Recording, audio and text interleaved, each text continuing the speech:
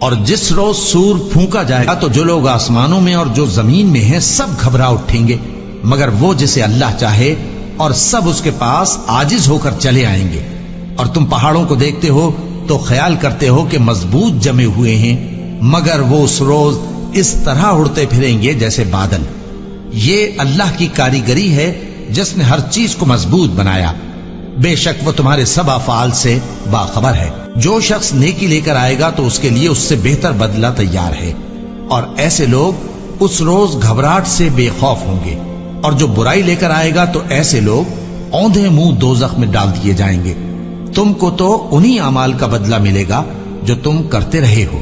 کہہ دو مجھ کو یہی ارشاد ہوا ہے کہ اس شہر مکہ کے مالک کی عبادت کروں جس نے اس کو محترم بنایا ہے، اور ہر چیز اسی کی ہے، اور مجھے یہ بھی حکم ہوا ہے کہ میں فرما بردار رہوں، اور یہ بھی کہ قرآن پڑھا کروں۔